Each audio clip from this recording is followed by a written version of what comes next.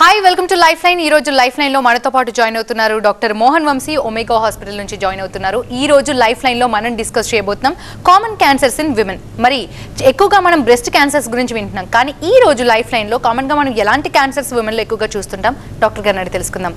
నమస్తే సార్. నమస్తే అండి సార్, మనం ఇంతకుముందు ఎన్నోసార్లు బ్రెస్ట్ క్యాన్సర్ గురించి మాట్లాడుకున్నాం. మరి కామన్గా మనం చూసే ఇతర క్యాన్సర్ల గురించి మాట్లాడుకుంటే ముందుగా సర్వైకల్ క్యాన్సర్ గురించి చెప్పండి సార్. అవునండి, మీరు అన్నట్టు cervical cancer is the commonest cancer అండి. భారతదేశంలో ప్రతి సంవత్సరం 1 lakh breast cancer new cases కనుగొనబడుతున్నట్టయితే 2 లక్షల సర్వైకల్ క్యాన్సర్స్ కనుగొనబడుతున్నాయండి. ముఖ్యంగా దక్షిణ భారతదేశంలో సర్వైకల్ క్యాన్సర్ ఇన్సిడెన్స్ చాలా ఎక్కువగా ఉంటుంది. ముఖ్యంగా తీర ప్రాంత రాష్ట్రాలు ఒరిస్సా, ఆంధ్రప్రదేశ్, తమిళనాడులో సర్వైకల్ క్యాన్సర్ ఇన్సిడెన్స్ చాలా ఎక్కువగా ఉంటుంది. ప్రతి 5-6 నిమిషాలకి ఒక స్త్రీ భారతదేశంలో సర్వైకల్ క్యాన్సర్ వల్లనే ప్రాణం కోల్పోతున్నారు. సో అన్నిటికన్నా అత్యధికంగా కనబడే క్యాన్సర్, మీరు ఒక క్యాన్సర్ అని అడిగితే పురుషుల్లోనూ స్త్రీలలోనూ కలిపి కూడా సర్వైకల్ క్యాన్సరే చాలా కామన్గా కనబడుతుంటుందండి. డాక్టర్, సర్వైకల్ క్యాన్సర్కి సిమ్టమ్స్ ఏ విధంగా ఉంటాయి సార్? ఎలాంటి సిమ్టమ్స్ కనిపించినప్పుడు డయాగ్నోస్ చేయొచ్చు అంటారు? యూటరైన్ సర్వైకల్ క్యాన్సర్ సిమ్టమ్స్ చాలా వేగ్గా ఉంటాయి. మోస్ట్లీ వైట్ డిశ్చార్జ్ ఉంటుంది వాళ్ళకి. ఆ వైట్ డిశ్చార్జ్ చాలామంది స్త్రీల్లో చాలాసార్లు ఉంటుంది డ్యూరింగ్ ద రిప్రొడక్టివ్ పీరియడ్. అందువలన చాలామంది స్త్రీలు దీన్ని నెగ్లెక్ట్ చేస్తుంటారు. అలాగే వైట్ డిశ్చార్జ్తో పాటు బ్లడీ డిశ్చార్జ్ కూడా ఉంటుంది. ఇంటర్మెన్స్ట్రల్ బ్లీడింగ్ అంటే పీరియడ్స్ మధ్యలో బ్లీడింగ్ రావటం, పోస్ట్ కాయిటల్ బ్లీడింగు, ఆ లో grade lower abdominal pain, pelvic pain అంటాము. ఇవన్నీ కూడా ఈ సర్వైకల్ క్యాన్సర్ లక్షణాలు. ప్రతి స్త్రీ కూడా ఇలాంటి లక్షణాలు ఏమైనా ఉంటే వెంటనే వారి దగ్గరలో ఉన్న వారి ఫ్యామిలీ ఫిజిషియన్ని కలిసి క్లినికల్ ఎగ్జామినేషన్ చేయించుకోవడం ద్వారా ఈజీగా ఈ సర్వైకల్ క్యాన్సర్ని గుర్తించవచ్చు. డాక్టర్, మెయిన్గా మోస్ట్లీ స్త్రీలందరూ కూడా ఈ సిమ్టమ్స్ కంటిన్యూ చేయండి సార్. మెయిన్గా క్వశ్చన్, మోస్ట్లీ మనం ఈ సర్వైకల్ క్యాన్సర్ లక్షణాలన్నీ కూడా స్త్రీలు ఇవన్నీ మేజర్గా పెయిన్ అవి కలిగించవు. అందువల్ల చాలామంది డాక్టర్ అటెన్షన్ తీసుకెళ్ళడానికి డిలే చేస్తుంటారు. అందుకే చాలాసార్లు లేట్ స్టేజెస్లోనే ఈ సర్వైకల్ క్యాన్సర్స్ కనుక్కోవడం జరుగుతుంటుంది. ఈ సర్వైకల్ క్యాన్సర్కి రిస్క్ ఫ్యాక్టర్స్ కూడా ఉన్నాయి. ఉదాహరణకి లోవర్ ఎకనామిక్ స్ట్రేటా, అంటే వాళ్ళ పువర్ హైజీన్, అంటే డ్యూరింగ్ మెన్స్ట్రల్ సైకిల్స్ శుభ్రత పాటించకపోయినట్టయితే వారిలో సర్వైకల్ క్యాన్సర్ వచ్చే అవకాశాలు ఎక్కువగా ఉంటాయి. అలాగే పిల్లలు ఎక్కువగా ఉన్న వాళ్ళలోనూ, అర్లీగా మ్యారేజ్ చేసుకున్న వాళ్ళలోనూ, మల్టిపుల్ సెక్షువల్ పార్ట్నర్స్ ఉన్న వాళ్ళలోనూ ఈ సర్వైకల్ క్యాన్సర్స్ ఎక్కువగా కనబడుతుంటాయి.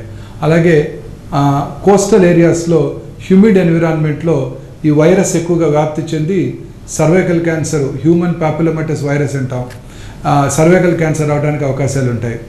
The most important aetiological agent for cervical cancer is human papillomatous virus. ఈ హ్యూమన్ పాపులోమటస్ వైరస్ ఇన్ఫెక్షను తీర ప్రాంతాల్లో, ముఖ్యంగా టైప్ 16, టైప్ 18 ఈ హ్యూమిడ్ ఎన్విరాన్మెంట్లో ఎక్కువగా వ్యాప్తి చెంది సర్వైకల్ క్యాన్సర్ రావడానికి దోహదం చేస్తుంది అనమాట. ఈ cervical human papillomatous virus infection రాకుండా ఉండటానికి వ్యాక్సిన్ కూడా కనుగొనబడింది. భారతదేశంలో అత్యంత తక్కువ ధరలో అందుబాటులోకి తేవటం జరిగింది. అయినప్పటికీ కూడా ప్రజల్లో ఉన్న అనేక మిస్కన్సెప్షన్స్ వల్ల ఈ వ్యాక్సిన్ తీసుకోకపోవడంతో సర్వైకల్ క్యాన్సర్ ఇన్సిడెన్స్ చాలా ర్యాపిడ్గా పెరిగిపోతుంది. ICMR వారి అంచనా ప్రకారం బై 2025 అంటే నెక్స్ట్ 3 yearsలో ప్రతి సంవత్సరం 2.5 లక్షల సర్వైకల్ క్యాన్సర్ కేసెస్ భారతదేశంలో డయాగ్నోస్ చేయబడతాయని వారి అంచనా. అందులో 3/4 సౌత్ ఇండియాలోనే ఉండబోతున్నాయి. ముఖ్యంగా ఈ 3 రాష్ట్రాల్లో ఒరిస్సా, తమిళనాడు, ఆంధ్రప్రదేశ్. అందుకే మన ఆడపిల్లలందరికీ కూడా ఫస్ట్ 10 years రాగానే వాళ్ళందరికీ కూడా వాళ్ళకు సెల్ ఫోనో లేకపోతే ఇంకేదో గిఫ్ట్ ఇచ్చే బదులు ఈ సర్వైకల్ క్యాన్సర్ కనుక వ్యాక్సిన్ కనుక మనం గిఫ్ట్ ఇచ్చినట్టయితే వారికి పూర్తిగా ఈ సర్వైకల్ క్యాన్సర్ రాకుండా చేయడానికి అవకాశం ఉంది. మనం ఎలాగైతే పోలియోని ఎరాడికేట్ చేసామో, ఎలాగైతే స్మాల్ పాక్స్ని ఎరాడికేట్ చేసామో, అలాగా భారతదేశంలో అత్యధికంగా కనబడే ఈ సర్వైకల్ క్యాన్సర్ని పూర్తిగా మనం ప్రివెంట్ చేయడానికి అవకాశం ఏర్పడుతుంది. దీనిని ప్రైమరీ ప్రివెన్షన్ అంటారు. దీంతోపాటు సెకండరీ ప్రివెన్షన్ కూడా అందుబాటులో ఉంది. అంటే స్త్రీలందరూ కూడా ఇప్పుడు మిగతా క్యాన్సర్లకి స్క్రీనింగ్ చేయించుకోవడం ద్వారా క్యాన్సర్ని ముందు దశలో కనిపెట్టవచ్చు. కానీ ఈ సర్వైకల్ క్యాన్సర్ స్పెషాలిటీ ఏంటంటే ముందుగా స్క్రీనింగ్ చేయించుకోవడం ద్వారా క్యాన్సర్ రాకుండా చేయవచ్చు. ఇక్కడ ఈ సర్వైకల్ క్యాన్సర్కి ఒక స్పెషల్ ప్రాపర్టీ ఉంది. అదేంటంటే క్యాన్సర్ రావడానికి ముందుగానే వారిలో చేంజెస్ కనబడతాయి. సో ప్రతి సంవత్సరం ముఖ్యంగా పీరియడ్స్ మ్యారేజ్ అయిపోయిన తర్వాత ప్రతి సంవత్సరం ఒకసారి క్లినికల్ ఎగ్జామినేషను, అలాగే simple Pap smear test, cheap test అనమాట, ఎకనామికల్గా అందుబాటులో ఉంది. వారి ఓన్ లేడీ డాక్టర్స్ వాళ్ళ ఆఫీస్లో ఈ టెస్ట్ చేయగలుగుతారు. ఈ టెస్ట్ చేయించుకున్నట్టయితే క్యాన్సర్ రావటాన్ని ముందుగా పసిగట్టి దాన్ని పూర్తిగా నిరోధించడానికి అవకాశం ఉంది. Secondary prevention. సో స్త్రీలందరూ కూడా రెగ్యులర్గా ఒక సంవత్సరానికి ఒకసారి వారి ఫ్యామిలీ ఫిజిషియన్ కలిసి అట్లీస్ట్ ఫస్ట్ 3 years ముందుగా సంవత్సరానికి ఒకసారి చేయించుకొని ఆ తర్వాత సిమ్టమ్స్ ఏమీ లేనట్టయితే వన్స్ ఇన్ 3 years ఈ సర్వైకల్ ఎగ్జామినేషన్ చేయించుకోవడం ద్వారా వారి ఫ్యామిలీ ఫిజిషియన్తో చాలా ఈజీగా ఈ క్యాన్సర్ రావటాన్ని మనం గుర్తించవచ్చు, నిరోధించవచ్చు, క్యాన్సర్ని ప్రివెంట్ చేయవచ్చు. డాక్టర్, మరి ఓవేరియన్ క్యాన్సర్ విషయానికి వస్తే దీని సిమ్టమ్స్ ఏ విధంగా ఉంటాయి? ఇది రావడానికి మెయిన్ రీజన్స్ ఏమనుకోవచ్చు సార్? సర్వైకల్ క్యాన్సర్లో ఇంకొక ఇంపార్టెంట్ థింగ్, సర్వైకల్ క్యాన్సర్ని కనుక ముందుగా గుర్తించినట్టయితే, క్యాన్సర్ రావటాన్ని ముందుగా గుర్తించినట్టయితే సర్జరీ చేయడం ద్వారా మనం దాన్ని పూర్తిగా క్యూర్ చేయవచ్చు. ఈ మధ్యకాలంలో ఈ సర్జరీస్ అన్నీ కూడా లాప్రోస్కోపిక్ పద్ధతిలో, మినిమల్లీ ఇన్వేసివ్ పద్ధతిలో, పెద్దగా కోత కూడా లేకుండా మనం ఆపరేషన్ చేయడం జరుగుతుంది. ఇలా చేయడం ద్వారా 3 to 4 daysలోనే పేషెంట్స్ తొందరగా రికవర్ అయిపోయి పూర్తిగా క్యూర్ అయిపోవడానికి కూడా అవకాశం ఉంటుంది. లేట్ స్టేజ్లో సర్వైకల్ క్యాన్సర్ని గుర్తించినప్పటికీ కూడా కీమో రేడియేషన్ పద్ధతుల ద్వారా, new volumetric modulated arc therapy ద్వారా వారికి మంచి రేడియేషన్ అందించి ఈవెన్ లేట్ స్టేజెస్లో కూడా వీళ్ళని క్యూర్ చేయడానికి మంచి అవకాశం ఉంటుంది. ఇక ఓవేరియన్ క్యాన్సర్ విషయానికి వస్తే, ovarian cancer is a silent killer. లోపల పెరుగుతూ ఉంటుంది పొట్టలో, ఎటువంటి సిమ్టమ్స్ని కూడా కలిగించదు. అది ఓవేరియన్ క్యాన్సర్ మెయిన్ ప్రాబ్లం అనమాట. చాలామంది ఈ ఓవేరియన్ క్యాన్సర్ పేషెంట్స్ లేట్ స్టేజెస్లోనే డాక్టర్ దగ్గరికి వస్తుంటారు. ముఖ్యంగా ఇది people belonging to upper state of the society, high income గ్రూప్స్లో ఎక్కువగా చూస్తుంటాము, పోస్ట్ మెనోపాజల్ ఏజ్ గ్రూప్లో ఎక్కువగా చూస్తుంటాము ఈ ఓవేరియన్ క్యాన్సర్. ఈ ఓవేరియన్ క్యాన్సర్కి జనరల్గా లక్షణాలు ఏవి ఉండవు, అన్లెస్ రిస్క్ ఫ్యాక్టర్స్ ఉన్నవాళ్ళు, అంటే ఓవేరియన్ క్యాన్సర్స్కి రిస్క్ ఫ్యాక్టర్స్ ఉన్నాయి.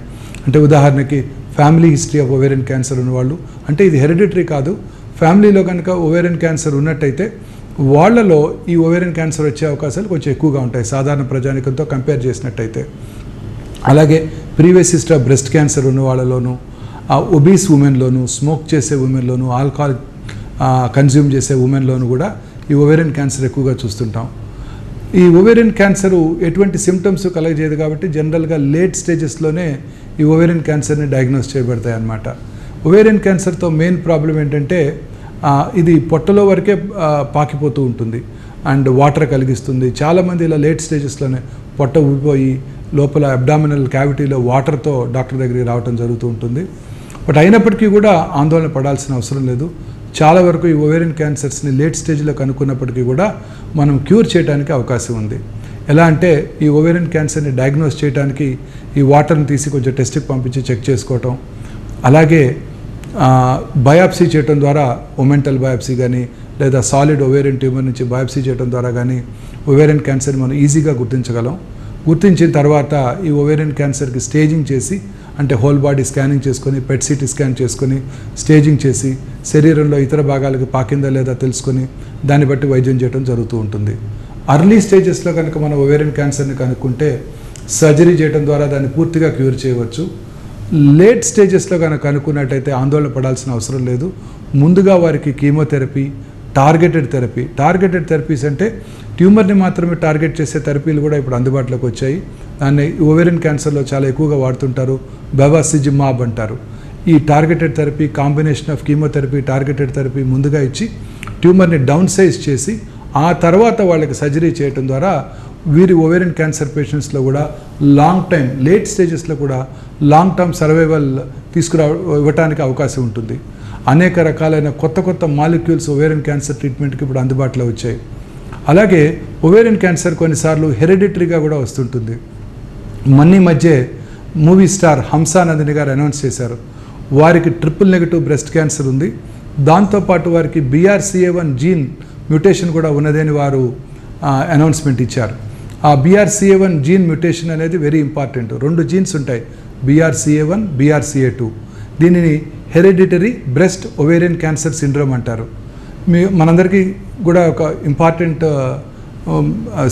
Movie artist, Hollywood movie artist Angelina Jolie, వారి తల్లి గారికి ట్రిపుల్ నెగటివ్ బ్రెస్ట్ క్యాన్సర్ ఉందని తెలుసుకొని వారు ముందుగానే BRCA1, BRCA2 టెస్ట్ చేయించుకొని వారికి అది 2 పాజిటివ్ ఉండటంతో 100% బ్రెస్ట్ క్యాన్సర్ వస్తుంది, అలాగే 60% ఓవేరియన్ క్యాన్సర్ రిస్క్ ఉందని తెలుసుకొని 2 బ్రెస్ట్లు 2 ఓవరీస్ క్యాన్సర్ రాకముందే తీయించేసుకున్నారు. దీన్ని రిస్క్ రిడక్షన్ సర్జరీస్ అంటారు. 2011లోనే వారి ట్రీట్మెంట్ తీసుకోవడం జరిగింది. అలాగే హంసానందిని గారికి BRCA1 మ్యూటేషన్ మాత్రమే ఉంది, వారికి 70% opposite side breast cancer, about 30 to 40% ovarian cancer వచ్చే అవకాశం ఉంటుందన్నమాట. సో ఈ BRCA1, BRCA2 జెనెటిక్ మ్యూటేషన్ కూడా ప్రతి ఓవేరియన్ క్యాన్సర్ పేషెంట్కి మనం చెక్ చేయించుకోవడం ద్వారా వారికి బ్రెస్ట్ క్యాన్సర్ వచ్చే అవకాశాలు ఎంత ఉంటాయో తెలుస్తుంది. ఇదే కాకుండా దీనికి ట్రీట్మెంట్ మీద కూడా మనకి మంచి ట్రీట్మెంట్స్ ఇవ్వడానికి కూడా దోహదం చేస్తుంది. ఈ BRCA1, BRCA2 positive ovarian cancer పేషెంట్స్లో సర్జరీ తర్వాత కీమోథెరపీ, టార్గెటెడ్ థెరపీ కంప్లీట్ చేశాక ఒక సింగిల్ డ్రగ్, దాన్ని ఓలాపారిబ్ అంటారు, ఓలాపారిబ్, ఆ డ్రగ్ ఇవ్వటం ద్వారా ఈ క్యాన్సర్ని లేట్ స్టేజ్లో క్యాన్సర్ వచ్చినా కూడా తిరిగి రాకుండా చేయడానికి, కొన్నిసార్లు లేట్గా డయాగ్నోస్ చేసిన ఆ సింపుల్ ట్యాబ్లెట్ ఇంటి దగ్గరే వేసుకోవటం ద్వారా ఈ ఓవేరియన్ క్యాన్సర్ తిరిగి రాకుండా చేసుకోవడానికి, కంట్రోల్ చేసుకోవడానికి కూడా అవకాశం ఉంటుంది. సో ఇలా కీమోథెరపీ, టార్గెటెడ్ థెరపీ, అలాగే ఈ BRCA1, BRCA2 పాజిటివ్ పేషెంట్స్లో ఈ స్మాల్ మాలిక్యూల్స్ TKIs అంటారు, ఈ ఓలాపారిబ్ ఇవ్వటం ద్వారా ఈ క్యాన్సర్ని మనం కంట్రోల్ చేసుకోవడానికి అవకాశం ఉంటుంది. అలాగే సర్జరీ చేసేటప్పుడు కూడా ఈ ఓవేరియన్ క్యాన్సర్ పేషెంట్స్కి ఇంతకుముందు పెద్దగా కోత కోసి సర్జరీ చేయడం జరిగేది. ఇప్పుడు ఇవన్నీ కూడా మినిమల్లీ ఇన్వేసివ్ పద్ధతిలో, కీహోల్ పద్ధతిలో చేస్తున్నాము. ఈ కీహోల్ పద్ధతిలో చేసినప్పుడు high grade, high definition image 1 కెమెరాస్ని మన అబ్డామిన్లో ప్లేస్ చేసినప్పుడు, ముఖ్యంగా ఇప్పుడు 3D కెమెరాస్ కూడా అందుబాటులోకి వచ్చాయి. మనం నేకెడ్ అయితే చూసిన దానికన్నా 10 to 15 times మ్యాగ్నిఫైడ్ ఇమేజ్ మనకి ఆపరేషన్ రూమ్లో అందుబాటులో ఉంటుంది. తద్వారా పర్ఫెక్ట్గా సర్జరీ చేయడానికి అవకాశం ఉంటుంది.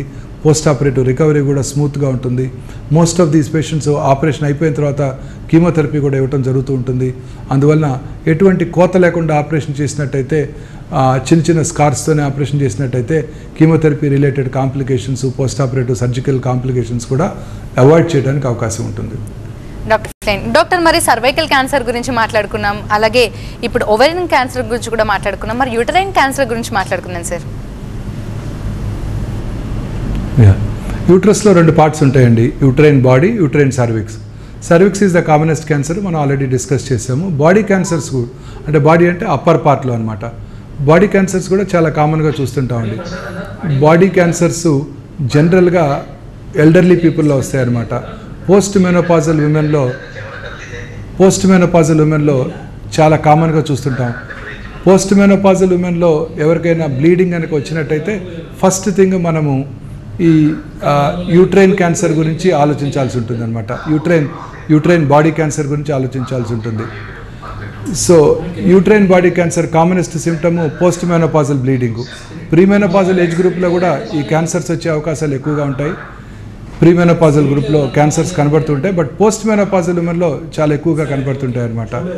యూట్రైన్ బాడీ క్యాన్సర్ లక్షణాలు ఎలా ఉంటాయంటే, పీరియడ్స్ టైంలో ఎక్కువగా బ్లీడ్ అవటం, ఇంటర్మెన్స్ట్రల్ బ్లీడింగ్ అంటే పీరియడ్స్కి మధ్యలో బ్లీడింగ్ అవటం, పోస్ట్ మెనోపాజల్ బ్లీడింగ్ రావటం, పీరియడ్స్ టైంలో పెయిన్ ఉండటం, ఇవన్నీ కూడా యూట్రైన్ బాడీ క్యాన్సర్ లక్షణాలు. జనరల్గా యూట్రైన్ బాడీ క్యాన్సర్స్ అన్నీ కూడాను హయ్యర్ ఇన్కమ్ గ్రూప్ ఉమెన్లోనే ఎక్కువగా చూస్తుంటాము. అలాగే ఒబీస్ ఉమెన్లోను, ఫ్యాటీ డైట్ ఎక్కువ తీసుకునే వాళ్ళలోనూ ఈ యూట్రైన్ క్యాన్సర్ ఎక్కువగా కనబడుతూ ఉంటుంది. అలాగే స్మోక్ చేసే వాళ్ళలోనూ, ఆల్కహాల్ తాగే వాళ్ళలో కూడా యూట్రైన్ క్యాన్సర్ ఎక్కువగా కనబడుతూ ఉంటుంది. ఒబీస్, డయాబెటిక్స్, హైపర్ టెన్సివ్స్లో ఈ ఎండోమెట్రియల్ క్యాన్సర్ అంటే యూట్రైన్ బాడీ క్యాన్సర్స్ చాలా ఎక్కువగా చూస్తుంటాం అన్నమాట. సో ఈ యూట్రైన్ బాడీ క్యాన్సర్స్ అందరూ కూడా జనరల్గా బ్రెస్ట్ క్యాన్సర్ వచ్చిన వాళ్ళలో కూడా యూట్రైన్ బాడీ క్యాన్సర్ వచ్చే అవకాశాలు 3 రెట్లు ఎక్కువగా ఉంటుంటాయి. విజవర్సా యూట్రైన్ బాడీ క్యాన్సర్ వచ్చిన వాళ్ళలోనూ, ఒవేరియన్ క్యాన్సర్ వచ్చిన వాళ్ళలోనూ బ్రెస్ట్ క్యాన్సర్ వచ్చే అవకాశాలు కూడా 3 రెట్లు ఎక్కువగా ఉంటాయి. సో యూట్రైన్ బాడీ క్యాన్సర్స్ని మనం చాలా ఈజీగా ఐడెంటిఫై చేయవచ్చు. కానీ స్త్రీలు ఈ most important symptom post menopausal bleeding అనే సిమ్టమ్ని నెగ్లెక్ట్ చేస్తుంటారు. మామూలుగా అవుతూ ఉంటాయి. అని నెగ్లెక్ట్ చేయడం వల్ల చాలామంది లేట్ స్టేజెస్లోనే ఈ క్యాన్సర్ని కనుక్కోవడం జరుగుతూ ఉంటుంది. జనరల్లీ ఎల్డర్లీ ఏజ్ గ్రూప్లో వస్తుంటాయి ఈ క్యాన్సర్స్.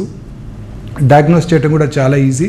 సింపుల్ హిస్టిరోస్కోపీ చేసి బయాప్సీ చేయడం ద్వారా చాలా ఈజీగా మనం ఈ క్యాన్సర్ని డయాగ్నోస్ చేయవచ్చు.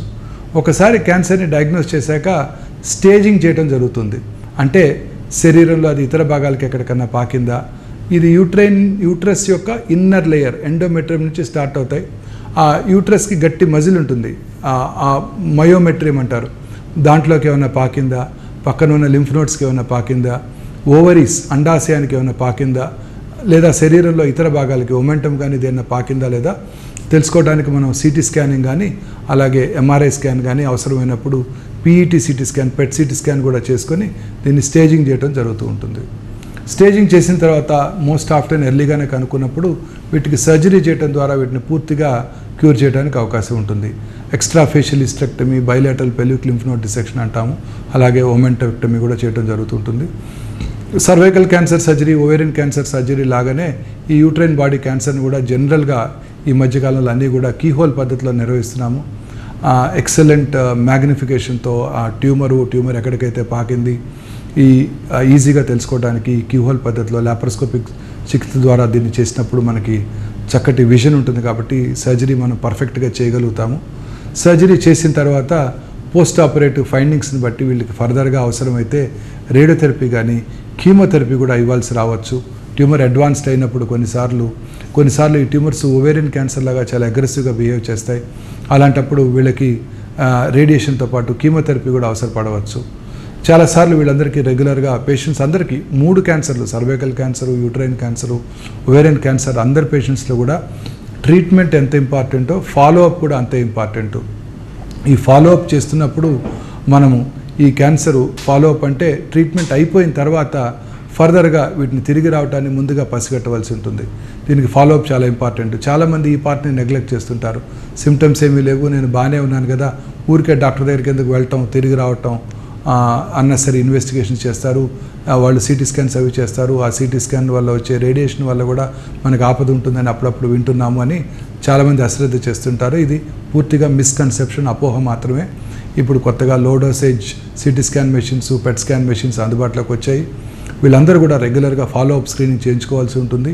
ముఖ్యంగా ఈ యూట్రైన్ ఎండోమెట్రియల్ బాడీ క్యాన్సర్ వచ్చిన వాళ్ళలో సంవత్సరానికి ఒకసారి యాన్యువల్ మ్యామోగ్రఫీ కూడా చేసుకోవాల్సి ఉంటుంది. ఈ కొత్తగా వచ్చిన 3 డైమెన్షనల్ డిజిటల్ మ్యామోగ్రామ్తో అతి తక్కువ రేడియేషన్తో బ్రెస్ట్ని స్క్రీన్ చేయడానికి కూడా అవకాశం ఏర్పడింది. తద్వారా బ్రెస్ట్ క్యాన్సర్ రావటాన్ని, వీళ్ళందరిలో కూడా బ్రెస్ట్ క్యాన్సర్ వచ్చే అవకాశాలు ఎక్కువగా ఉంటాయి. Uterine cancer, ovarian cancer. So breast cancer రావటాన్ని మనం ముందుగా పసిగట్టడానికి అవకాశం ఉంటుంది. తద్వారా దానికి కూడా ట్రీట్మెంట్ చేసుకోవడానికి అవకాశం ఉంటుంది. లేట్ స్టేజెస్లో డయాగ్నోస్ చేసినప్పుడు యూట్రైన్ క్యాన్సర్స్ని మనం ముందుగా కీమోథెరపీ ఇచ్చి దాన్ని డౌన్ సైజ్ చేసి ఆ తర్వాత సర్జరీ చేయడం జరుగుతూ ఉంటుంది.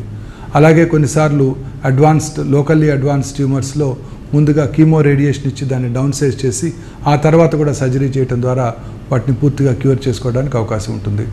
సో బేసికలీ అన్ని క్యాన్సర్స్ కూడా క్యాన్సర్ ట్రీట్మెంట్లో most important team approach. Surgical oncologist, medical oncologist, radiation oncologist, pathologist is the key person అనమాట. ఎందుకంటే కరెక్ట్ ట్యూమర్ టైప్ వారే మనకి చెప్తారు. అది ఏ రకమైన ట్రీట్మెంట్ లొంగుతుందో కూడా ట్యూమర్ టైప్ని బట్టి ఆధారపడి ఉంటుంది. అలాగే రేడియాలజిస్టు, ట్యూమర్ ఆపరబుల్లా కాదా, ఓవేరియన్ క్యాన్సరు లేదా గర్భసంచి ముఖద్వార క్యాన్సరు శరీరంలో ఎక్కడికైనా పాకిందా లేదా అనేది ఎంఆర్ఐ స్కాను, సిటీ స్కాన్ని రేడియాలజిస్ట్ ఇన్పుట్స్ తీసుకొని మనం ట్రీట్మెంట్ ప్లాన్ని డిజైన్ చేయడం జరుగుతుంటుంది. అలాగే with the advent of PET CT scan, ఈ న్యూక్లియర్ మెడిసిన్ డిపార్ట్మెంటు చాలా క్యాన్సర్స్కి ఇప్పుడు పెట్ సిటీ స్కాన్ చేస్తున్నాము. దీంట్లో nuclear medicine specialist very important. వారు మనకి గైడ్ చేస్తారు ఈ ట్యూమర్ ఏ స్టేజ్లో ఉంది. సో టీమ్ అప్రోచ్ అనేది చాలా ఇంపార్టెంట్. అందరూ కలిసి surgical, medical, radiation oncologist, pathologist, radiologist, nuclear medicine specialist, అలాగే మెడికో సోషల్ కౌన్సిలరు పేషెంట్ని ప్రిపేర్ చేయడానికి ట్రీట్మెంట్ కోసం అందరూ కలిసి ప్రతి కేసుకి కూడాను ఇండివిజువలైజ్డ్గా, అంటే పేషెంట్ యొక్క స్టేజ్ని బట్టి, ఏజ్ని బట్టి, వారి యొక్క జనరల్ కండిషన్ని బట్టి ట్రీట్మెంట్ ప్లాన్ని డిజైన్ చేసి ఆ ట్రీట్మెంట్ ప్లాన్ని మనం ఇన్స్టిట్యూషనల్గా ఎగ్జిక్యూట్ చేసినట్టయితే చాలామంది చాలా క్యాన్సర్స్కి మంచి క్యూర్ రేట్స్ ఇవ్వడానికి అవకాశం ఉంటుంది. Right, thank you sir. Parents కూడా ఒక మంచి మెసేజ్ ఇచ్చారు. మొబైల్ ఫోనే కాదు, టైంకి వ్యాక్సిన్ వేయించాలి, అందులోనే విమెన్స్కి బ్రెస్ట్ క్యాన్సర్ పట్ల అవగాహన కలగాలని కూడా చాలా చక్కగా వివరించారు సార్. Thank you sir. ఇది వాటి లైఫ్ లైన్. చూస్తూనే ఉండండి TV9. Thank you very much.